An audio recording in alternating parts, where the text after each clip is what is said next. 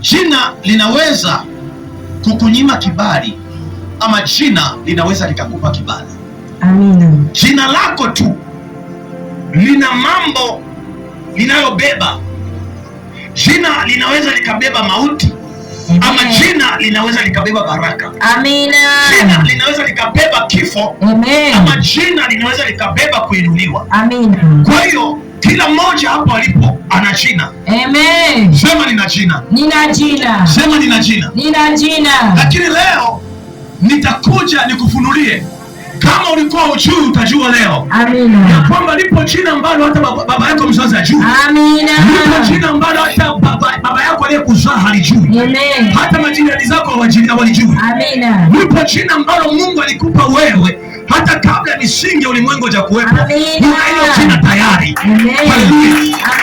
Nguvu ya maisha ya mwanadamu ipo kwenye jina. Amen. Nguvu ya mwanamke ipo kwenye jina. Amina. Kwa hiyo nataka nikwambie maana ya jina.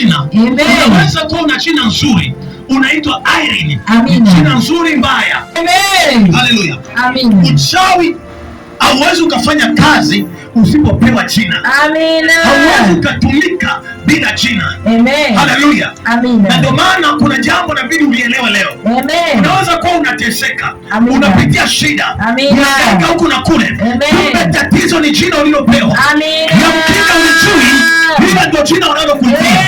Ndio jina ambalo wanalitumia wachawi kukuomba. Ndio jina wanatumia wakati kuharibu maisha yako. Leo tunabadilisha jina kwa jina la Yesu. Leo tunabadilisha jina kwa jina la Yesu. Haleluya. Wewe ni miliki ya Mungu. Biblia inasema ya kwamba nyinyi ni mzao mteule, miliki ya Bwana, kuhani wa kifalme. Nyinyi ni watu wa thamani. Nyinyi ni watu wa thamani. Nasema tena, nyinyi ni watu wa thamani. Kama hauna thamani kwao, una thamani kwa Bwana. Kama una thamani kwa wale, una thamani kwa Bwana. Haleluya. Wakati ninapoongea, kuna watu wanapitia aibu nyingi.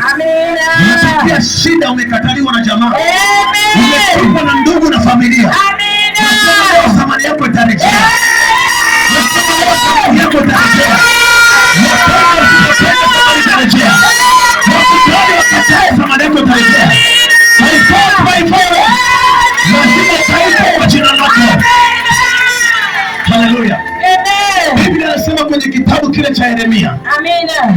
Yeremia sura yake ya kwanza, mstari wake wa 5. Biblia inasema, kabla sija kuumba nalikujua. Na kabla hujatoka tumboni nalikutakasa. Nimekuweka kuwa nabii wa mataifa. Amina. Bwana Yesu asifiwe sana. Amen. Tunakuja kuona kwamba wewe hapa ulipo, Mungu alikuwa anakujua hata kabla hujaingia tumboni mwa mama yako. Mungu alikujua hata kabla mbingu na nchi haijaumbwa. Kabla ya misingi ya ulimwengu haijaumbwa, wewe pia roho ulikuwepo. Mungu alikujua.